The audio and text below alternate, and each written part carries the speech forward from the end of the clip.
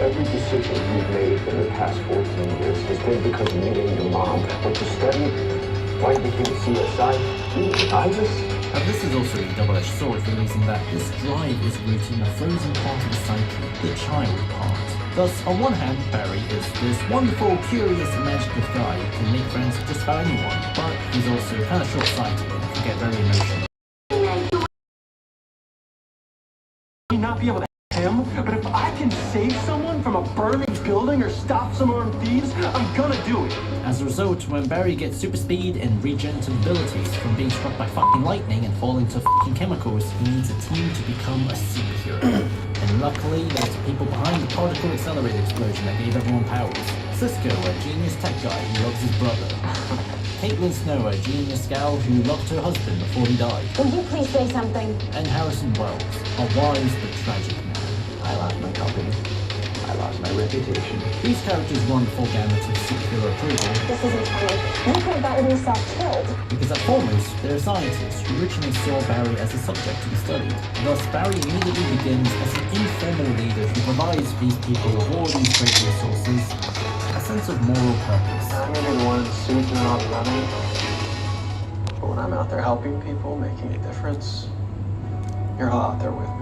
Science perhaps can explain the world, but appreciating human relationships is what makes life enjoyable despite the darkness. However, where does Barry's enduring goodness come from? The simple answer is non-stop loving parents. Before her death, Nora Allen taught Barry to be kind. And it's better to have a good heart than fast legs. Henry Allen, despite spending decades in prison, kept his chin high and put Barry's happiness first. Don't let him take any more. And most importantly, Barry's biggest reference point for how to behave is his foster father figure. Together. Joe West, an emotionally open, compassionate, but deeply moral man, who despite being a grizzled cop is unafraid to love his son. You taught me how to drive and shave, and you dropped me off at college.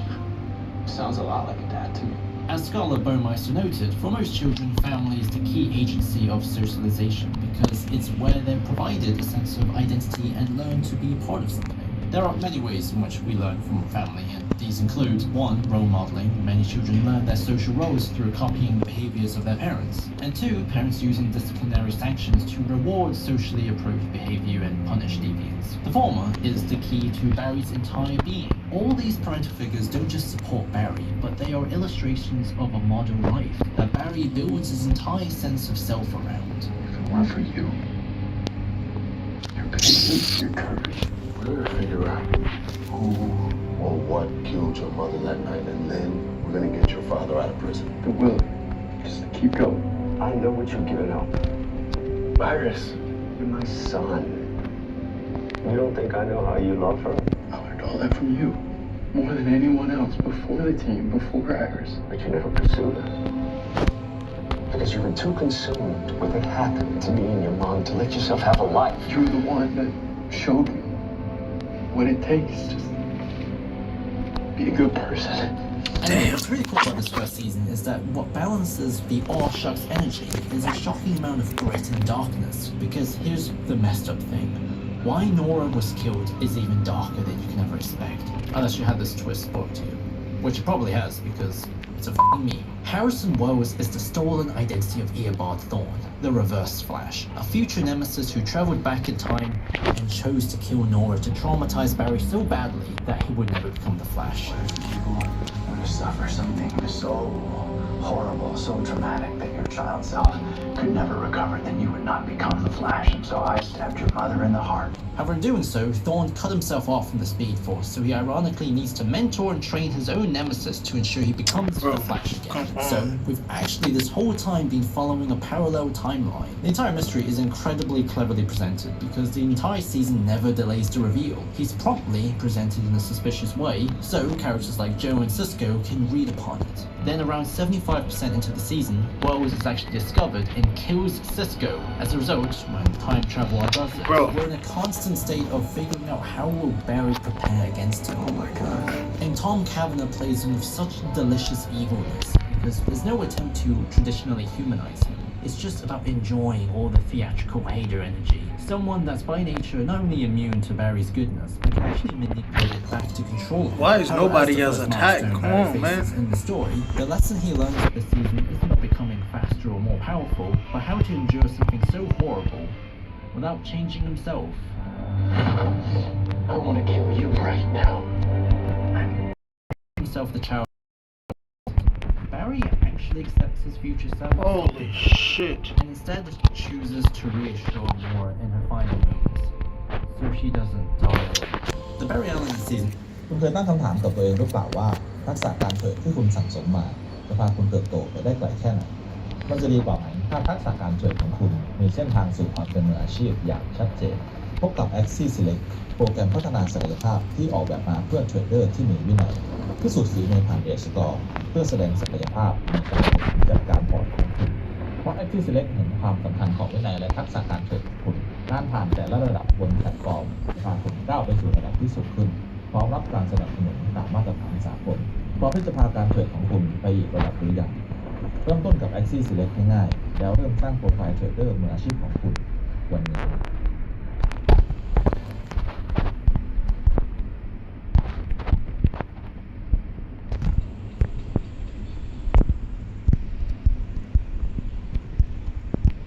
Of an adult-only escape on Booking.com. But remembered your little one's coming too?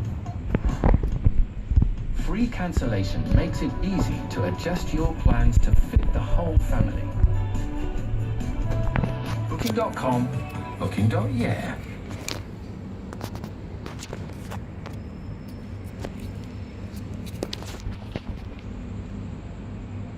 You're responsible to make a mistake like Flashpoint. Therefore, to destabilize him, you have to make him no longer be convinced of the lessons and role models that he has been referencing. The second season does this in a really cheeky way. Repeat the same twist as before. Zoom, a drug-addicted speedster from a different Earth that's looking to eliminate or subjugate all other speedsters to make himself the fastest one of them all, pretends to be Jay Garrick to mentor and train Barry for his own ends. So once again, Barry has been duped, but this time it's like a fucking anime. Barry's like, I'm gonna fucking train harder to beat him by myself. In fact, he goes as far as going back in time to blackmail Thorne from season 1 to help him with the speed equations. You killed me. Miss Barry? You're Barry? He learns it all. It's insane. I love it. In essence, Barry achieves a level of apotheosis here, where he has the wisdom to reconcile the existence of opposites in his life, because the reference point for his idealism is no longer just his parents, but from his own experiences. Henry Allen gets to be free as Thorne gave a confession on a USB stick. I'm gonna give you the thing that you want most. It won't matter. When a new Harrison Wells from Earth 2, a Harry Wells, joined the team, someone who's not a villain, he's kind of rude and selfish, because all he cares about is saving his daughter, Jessie. I'll do it. Barry inspires him to be better. He rescues Jessie, despite Harry's betrayal. However, beneath the hardened and more decisive exterior, Barry still hasn't found peace with letting Nora die. So, the Speed Force in the form of Nora teaches Barry to accept that even after his choice, the universe will keep throwing tragedies at him, and he'll just have to accept that. There's no destination, just the pure joy of walking. And thus, Barry believes. What you've become, it's wonderful. A miracle even. But it won't make bad things stop happening to you. Even the Flash can't outrun the tragedies the universe is going to keep sending your way. You have to accept that. And then you can truly run free. I know. From being in the Speed Force that the universe is with us, not Zoom. And if the universe is with us, how could we possibly lose? Right, guys? It's from this story beat we can see a form of competition, a tension that exists inside Barry between trauma and his ability to manage it. Because if trauma is when an event is so painful and contradictory to your sense of reality, then the goal of the trauma process is the continuity of the traumatic experience with other life memories and the reintegration of personal goals. As much as Reverse Flash wanted to traumatize Barry by killing his mother, the shocking twist is that it didn't completely. There was still enough continuity in Barry's life to become a good man. Joe and Henry ensured that, because on the day Nora died, Barry immediately received the psychological tools to overcome any hopelessness that can come from the discontinuity of losing family. You're not strong all the time. That is why I'm here. And in this moment, speaking with the Speed Force, Barry can finally truly believe in this stability because the competition was over. Hope won when he picked the parallel timeline he was living in, as opposed to choosing his mother. You could have had everything you ever wanted! I already do. We got this. I mean, what you're seeing is optimism is, for the first time, I'm just not afraid anymore. However, the storytelling purpose of this rise is actually really cool because it's to make Barry fall from a height that will finally take away his faith in his ability to manage the trauma. After Barry's newfound hope drives to great victory at the end, Zoom kills Henry Allen. In re-experiencing such similar struggles from season 1 but losing so much more this time, Barry then loses his ability to look forward. Even when Zoom is defeated, he has Iris finally. I feel more broken than I've ever felt in my life. The sense of self he had from season 1 fades away, quite literally, as he chooses to create Flashpoint. Now, you'd think out of all the things a Flash show from the CW would milk, Flashpoint would at least last half a season, if not be the entire season, especially when you have a fully realized Arrowverse to play with when it comes to a post-apocalyptic setting. However, it's just one episode and it's not even an apocalyptic scenario. Instead, Barry is faced with a trade. He gets his parents back, but the more he uses power, the more he'll lose his memories of season 1 and 2. This isn't your home, Barry. It's a mirage. And since they're the best seasons, he chooses to undo Flashpoint immediately. But then this misaligns the main timeline, where now Cisco's brother dies, Caitlin Snow develops ice powers and a second personality, which is something that her father then is retconned into giving her later on. So, my powers came from you? Iris's long-lost brother, Wally West, can see that he'll get powers, but before he officially gets them, he's really miserable that he doesn't. Barry tries to change the past again, but he's warned by the Rio J. Garrick, who's Earth's 3's Henry Allen, that he can't undo his mistake, since more differences will only be made. As a result, this is the official moment where Flash's hero journey truly begins. What kind of hero you gonna be? This is him crossing the first threshold into the unknown. Because before Flashpoint, he was a hero partially as an outlet for the sense of impotence he felt in having an innocent father in prison. And you can't stop me! When Henry was out, being the Flash was Barry's way of making the world a better place, because he saw his actions worked. Can you be all that you are becoming with me here? I don't. He even has an inverted dynamic with Cisco, where he's trying to line them up and stuff. There it is. In this case, Barry is no longer the default smile in the room. He is. I'm decorating! Secondly, Barry's relationship with Ultimate Bro, is come completely on. different. Oh So my they goodness, complement bro. each other in terms of offering philosophical alternatives when it comes to being a hero. One man's talent was carrying darkness without being consumed by it, and the other man's talent was the ability to carry light despite the darkness. You need to let her go. For both of your sakes. The distinction mainly came from their faith in themselves and what other people were capable of. However, now Barry knows he's capable of being worse. He's not pure anymore, and is particularly reminded of this during Invasion, the big crossover this season. I'm sorry. Barry is voted as team leader, he's really bad at it. Come on. Let's do a test run. Yeah, let's do a test run. And people go as far as leaving when they learn of Flashpoints. But Oliver stays. He recognizes this new Barry with his old self. So he speaks to Barry, not advice from a different position, but reassurance on where to go from this position. Barry, you made a choice. You want to see your parents alive again. Do you honestly know anyone that if they were in your shoes wouldn't do the exact same thing? I would do the exact same thing. Barry was once the light which Oliver admired, reflecting upon hope he couldn't offer. But now Barry needs Oliver's ability to endure the shadows in order to carry on. But what precisely is the shadow that's holding Barry? He's not like murdered hundreds of people with his bare hands or anything. The cops there are cool with him now. He doesn't kill people anymore. It's ironically the very thing he undid Flashpoint for. His memories. You see, memories are the ultimate counter to trauma for the reason that memories are these units of meaning that we can mentally use as a resource for our imaginations, so we can coherently remember the past and picture our future. Trauma by nature contains so much pain that you can't shelf it this way. You're just reliving it as if it just happened. And after 3 years of Barry's victories, mistakes, old traumas, and new ones, his capacity to write a positive story out of it is now a struggle. He let his mother die. His father was killed in front of him. And in trying to change things, he's changed other people's lives. How do you view yourself in this scenario? Barry struggles, and when his mind is wiped, No, we sort of accidentally did this to him ourselves. we see who he ought to be. A much happier person. The guy he was at the very start of the show is still there, eyes filled with wonder and curiosity. It just now exists underneath everything, buried. However, Barry's life is not so bleak. His friends forgive him, the incoherent guilt run its course, and Iris and Joe are there for Barry as always. I don't know, it's really nice to see you smiling so much. When Barry gets his memory back, this community is precisely what he holds on to. These relationships is a processing power that compensates his current lack of one. Symbolically, this is where your boy Savitar comes in, the big seasonal villain. God feels no pain. A duplicate Barry made in the future to fight Savitar, who needs to kill Iris to ensure Barry will create himself, so it's a closed loop. No beginning, no end. It doesn't make much sense, but whatever. That doesn't make any sense. Which came first? Here is a Barry who was shunned by everyone for not being real, and if Flash kills him, he will become him. So, Iris shoots Savitar instead. Problem solved, I guess. As peace is restored, Barry has the strength now to fully atone for Flashpoint, as the Speed Force needs stabilization, and he enters it for everyone that he loves. Barry's entire... So Jonas, what are we launching today? We gave Cursor agents their own computers, and now they can test their changes and come back with a video recording of what they worked on. Let's take a look at what that actually looks like. So here's an agent that we kicked off. This was sometime a couple weeks ago when we were launching our long-running agents. So we needed to make sure that users could configure how long these long-running agents run for. So we needed a picker, and we gave it some instructions. Later it came back with a video. And so here it's using mouse and keyboard like a human.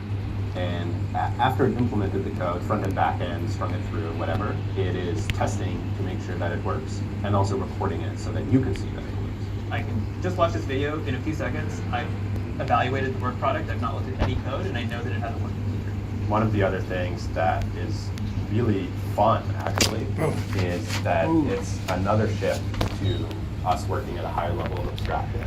One thing that we do a lot ourselves is run multiple models on a single prompt. I thought it'd be cool if the videos had a little RAN tag on them. So I can go look at Opus's output, watch its video. It has its terminal here, and it's doing something. Okay, that definitely did not look like what I want. This would be good, maybe in Berlin this would work. Strobing. Okay, let's see how Codex 5.3 did. Okay, this is... That looks pretty good. And there we go. Ship it. My to-do list has become shorter, and the list of agents that I need to review has become longer. And so I just spend more time thinking about, is this something I want to merge, rather than is this something that is worth trying at all? It's a lot more fun than reviewing code, reviewing ideas.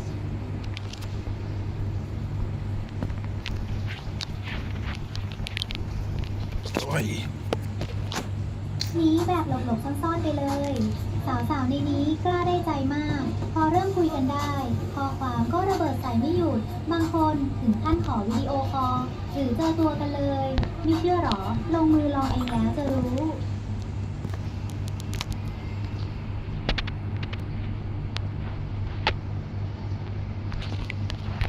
Search of the love that he was lucky to have outside of them. The following 3 seasons then developed this further through 3 life milestones to in his own family, while Iris leads with an iron fist. Because Barry is gone. That is the only thing any of us can be certain about. And I think even for me in the beginning, it was like, what are we doing? Like, I had trouble rooting for her because it was so one note on the page, and I fought for it. I think the writers wanted it too, and it was just figuring out how to make her part of the story with everybody else. Then luckily when shit hits the fan, it turned out Cisco was already working on a way to bring Barry back out of the Speed Force without destabilizing anything. Guys, I've been working on this. For how long? Barry comes out with vitals far better than ever, all the burden has been washed away, and all he sees now is Iris. Again, you think the CW will drag out the question of when will Barry come back for at least half a season? Literally, Superman and Lois was able to spend time with that during a shorter season. Furthermore, they totally cocked up Barry and Iris' wedding. Where instead of being the climax of the season, it's at the 1/3 point, and to add insult to injury, it appears during the annual crossover on Supergirl and then Legends. Why would you do that? It's such a f***ing clown move. But in being married, Barry and Iris officially becomes even more of a duo for the rest of the show, for better or worse. Subsequently, Flash Season 4 is considerably lighter than before, where innocence was once lost. Now it's a matter of balance. Strength means nothing without faith. While on a broader conflict level, to subvert the previous season's expectations, the overarching villain is not someone who can run faster than Barry, but actually someone who can't run at all, because it's DeVoe, a man who believes humanity's dependence on technology has made people lazy, fat and stupid. So he wants to use a network of satellites to dumb everyone down but himself, so he can rebuild civilization in his image, which is ever-changing because he keeps jumping into different bodies. Therefore, we've taken the trajectory of how the power of love towards people saved Barry previously, and now he's become the representative of loving humanity as a whole. So where DeVoe champions coldness and being anti-human, Barry is all emotional and humanistic. We are witnessing the two forces at play here. I can't tell you how I feel. It's like everything that was wrong in my life, the pain of my past, my mistakes, it's all just washed away, and all I see is you and us. Unfortunately, DeVoe's floating wheelchair is incredibly goofy, but oh my god, dude, the Flash's costume this season is amazing. The answer to this conflict isn't entirely to destroy one or the other, but finding an equilibrium between them. A balance between my head and...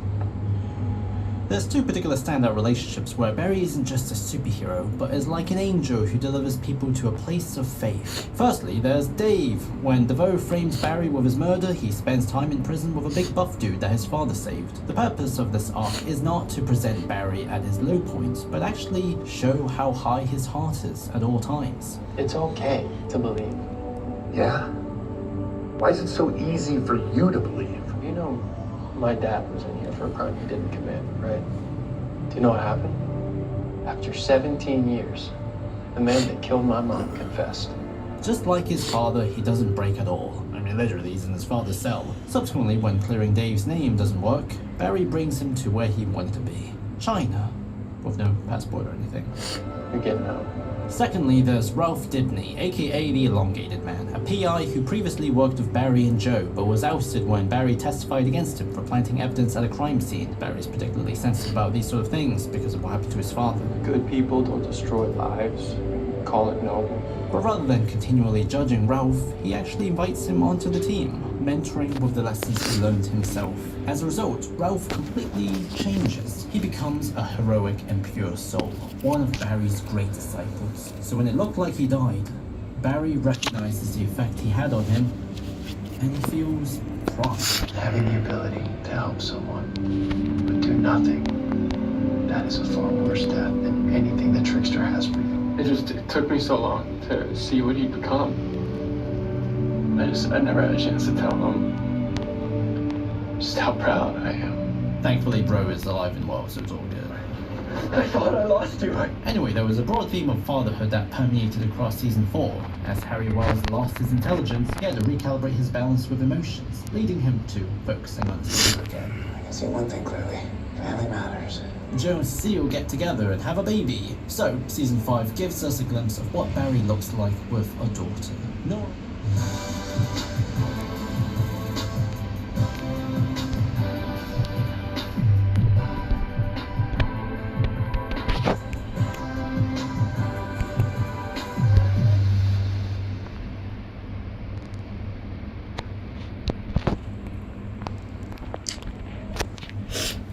Hi, it is singer and songwriter Hana Tanhasi, and today I'm going to show you how I got my music on Spotify in under 5 minutes. I used to think uploading your music onto streaming platforms was this huge, complicated process. It's actually a really simple process. DistroKid makes it easy to get your music out on Spotify. All you got to do is go in there, upload your track, add the title, add the release date, and then bam, it gets uploaded, distributed, and that's what I like. It frees me up to focus on the creative side of things, like writing, recording, shooting videos, and rehearsing for my shows. In today's world, the power is in the artist's hands. If you want to be an artist and share your story and your talent with the world, why not? It's easier now than ever with DistroKid.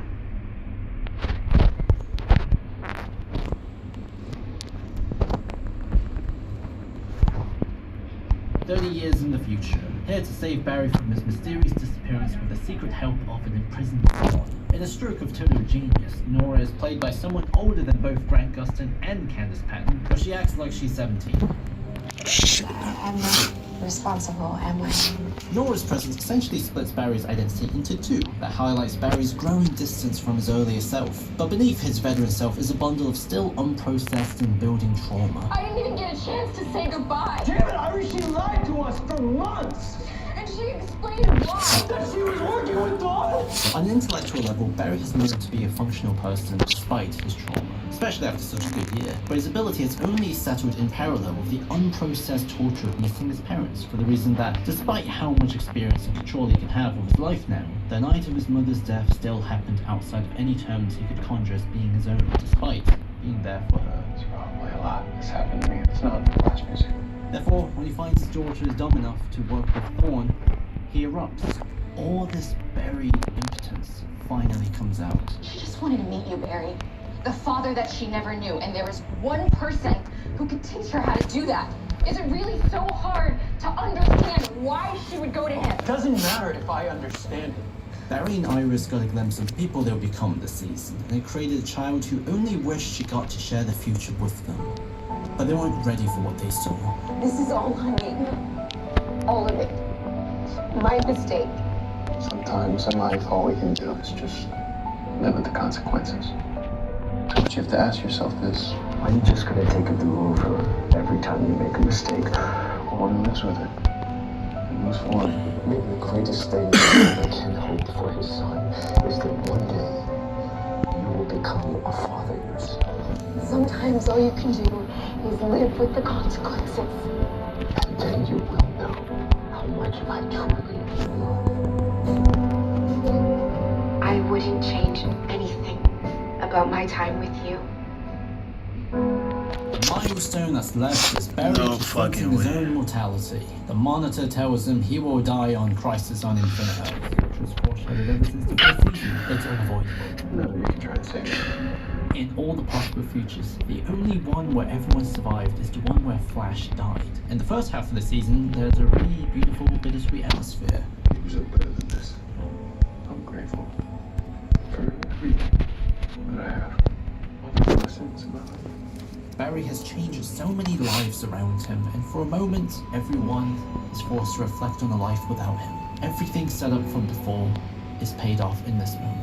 How is all of this solved? 90s Flash sacrificed himself instead, fulfilling the prophecy so our Barry can stand by Oliver Queen as he defeats the Anti-Monitor at the dawn of time and reboot the whole multiverse into Earth Prime. Usually the Arrowverse crossovers in the other shows often feel quite intrusive. But when it comes to the Flash, they've always presented important thresholds for Barry to cross. He's humbled, he becomes a leader, he gets married. However, what's wild is that after all these years of setup, after all the money and scheduling conflicts that had to be solved, Crisis on Infinite Earths actually affected Barry the least for once. Arrow's final season was built around preparing for Oliver's death and then remembering him afterwards. Supergirl Season 6's whole Lena Luthor arc, which was built up from the entire show, is completely derailed. But what about the Flash after Crisis? Well, it's back to work as usual, and Earth 2 is just casually wiped out, meaning Harry Wells and Jesse Quick are just dead. All of Earth 2.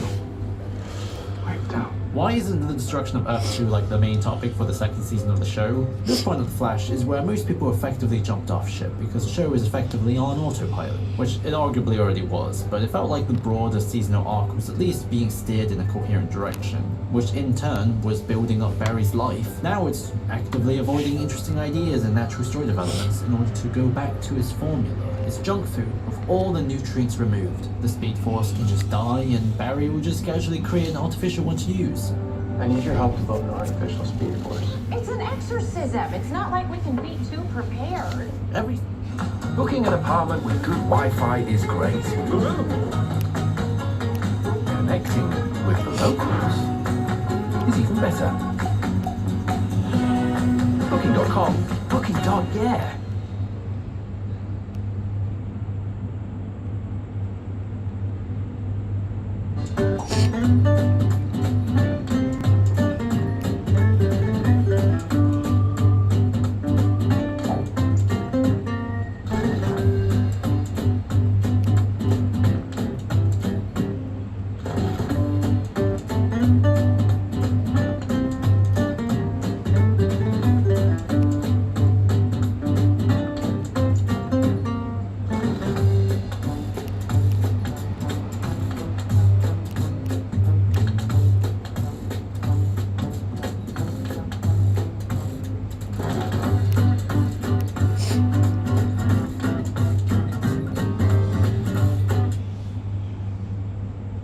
Yeah, is it too late for us to trade this in for Batgirl?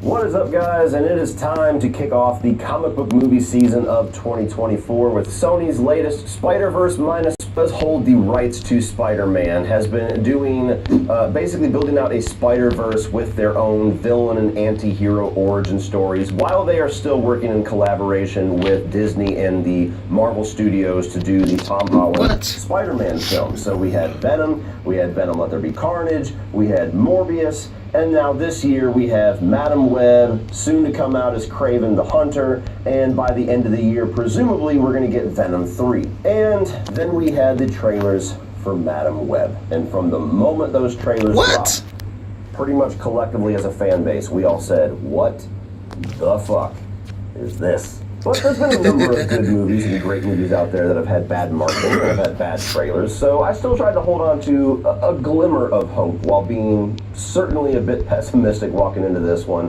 Saw it last night, and I'm here to tell you, we all owe Morbius a giant apology, because this Bro, how are these niggas everywhere? So essentially the story of this movie, you have Madam Web played by Dakota Johnson, who is a EMT driver in New York in the early 2000s. I believe this is set in 2003. Die bitch, what the fuck, what the fuck, what the fuck? And she has a bit of a head injury, and suddenly these powers are awakened where she has a bit of a clairvoyance power. She can see a few minutes into the future, almost like a Final Destination premonition. And then she comes across this plot where this guy wearing a Spider-Man suit who is evil is trying to kill these 3 young girls before they can eventually become spider heroes that will inevitably defeat him in his older age.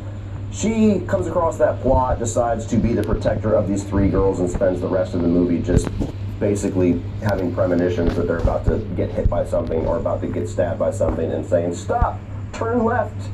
Now you're safe. Now really quick before we dive into the good, bad, and the very ugly of Madam Web, though it would be nice if we could have spider clairvoyant powers to surf the internet safely, the reality is we're probably going to need some help. So check out the sponsor of today's video, Aura. Let me ask you something. Have you ever Googled yourself and been shocked to see how much of your personal information is just readily available on these public listing sites? Not too long ago, I Googled my name, and not only did they have my current personal information, but they had previous addresses and phone numbers going back as far as 15 years. And the scariest part? I didn't have to look that long to find it. Beyond that, do you feel my pain in being completely sick of constant spam phone calls to where you barely even answer your phone anymore? The unfortunate reality is that the world we live in today are filled with data brokers that make a fortune selling all of your personal information to spam callers and robocallers and anybody that is willing to pay for your personal information, including where you live. Well, the sponsor of today's video, Aura, is here to help by identifying these data brokers and even submitting opt-out requests on your behalf.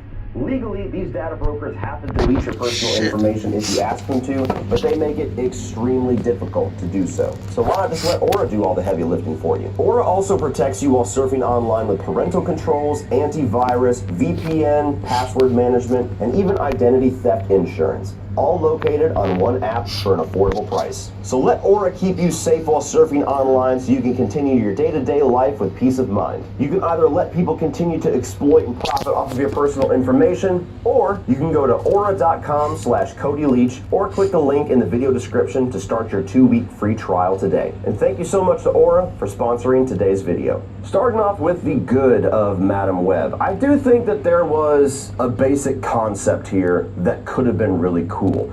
Final Destination as a comic book film is a premise that on paper, I would have been like, hell yes, dump money into that and do it now. That sounds awesome. And I also think that Adam Scott, who has a smaller role here, he's playing Ben Parker, again, we'll get into that a little bit later, he does pretty decent. I don't know why you would hire Adam Scott for one person here that doesn't really have the opportunity to kind of embarrass themselves. So I thought pretty good. There were moments where the special effects, the visualization of Madam Web's powers was interesting, or it was at least something unique. We're having like this web visual of how her brainwaves are going out and how she's having these different futures or these different apparitions or, you know, these multiple versions of herself. Again, glimmers of promise there. The execution, however, kind of squanders all that promise. And now moving on to the negatives. And look, this is one of those films that I just genuinely think is unacceptable. Absolutely unacceptable for the level of production that it had, for the budget that it had, for the amount of talent that it had involved, for the studio that is producing it, that has done a lot of great things. Even within this same franchise, this same universe, how the fuck the same studio that comes out with the Spider-Verse films also has Madam Web is something that should be studied in a lab somewhere. This is one of those movies that I just watch it and I don't see anybody's passion, I don't see anybody's love or care or anybody giving a fuck whatsoever in any aspect of the production. There are plenty of movies out there that just happen to turn out bad because there's a million different things that can go wrong during a movie's production, but you feel like there was passion there. There was a director that had a vision, there was a script that had promise, there was actors that believed in this story, there was, different editing tricks that were trying to be unique here. There was something there that you can feel actual passion for their art. And there's none of that in Madam Web. First of all, this script feels like Sony went out and commissioned a couple of writers to just do some weekend first draft scripts on a bunch of different Spider-Verse characters so that they can pitch them to a board and see which ones they want to actually bring to film. And the first draft of Madam Web was accepted, and when the writer thought he was going to get 2, 3, 4, 5 more chances to punch up that script, they said, nah, we're good. We're good.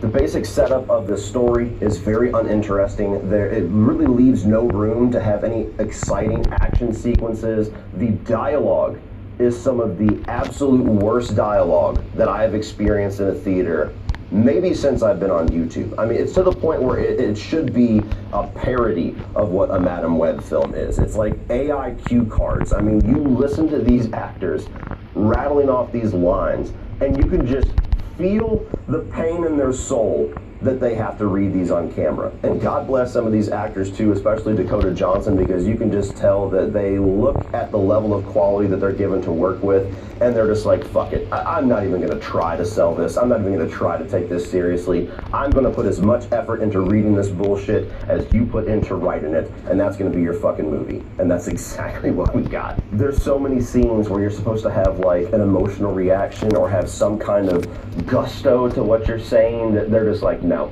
you're not getting that. I'm sorry. I signed up for this when it sounded like a cool project, and you fucked me with this script, so this is what you're getting. I mean, there's an evil Spider-Man crawling on the ceiling when Madam Web first encounters these 3 girls that she's protecting, and she's like, stop, you gotta come with me. It's an emergency. What's the emergency? And she looks and sees the Spider character, and she goes, that's your emergency.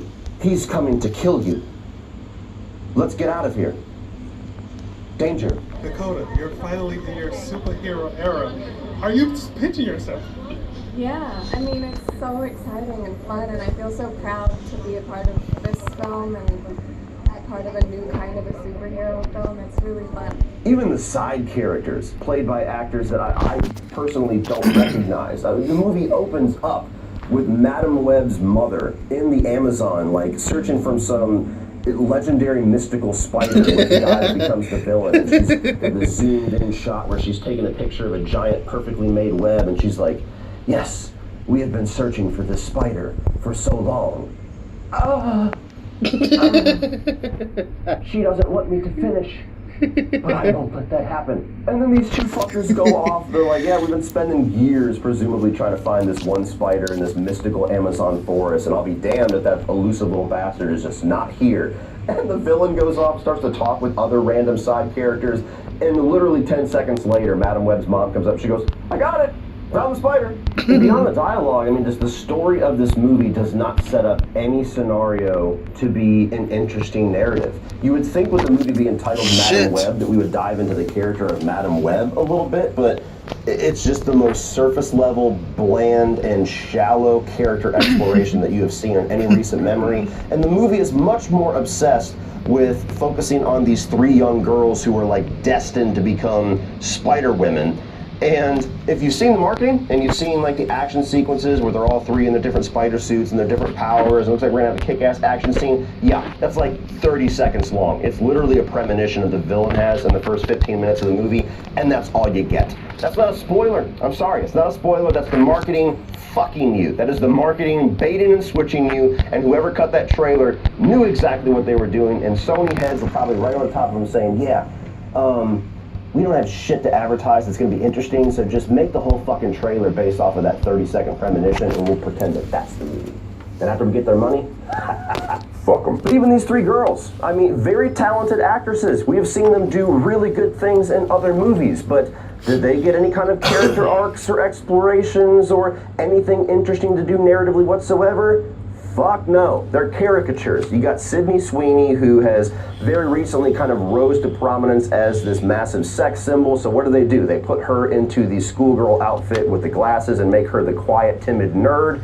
And then you have the girl who was in Dora the Explorer. She was just cast in Last of Us Part 2, who is basically the brainiac. She just starts rattling off these random equations at times where it makes no fucking sense to be sitting there doing mental math. And then you get the other chick who her entire character arc is just, I'm hungry, give me some food. You won't like me when I'm hangry. Actual line in this movie that's said fucking twice. You won't like me when I'm hangry. And even moving into the third act where things are supposed to kick off and shit's supposed to hit the fan, we're supposed to ramp up all of the act. Oh, they're so atrocious. And this is where I go further when I say that just nobody involved in this production gave a fuck. I mean, the editor, I don't know what happened here. Like, I am an amateur as fuck editor. I do Premiere Pro shit to do videos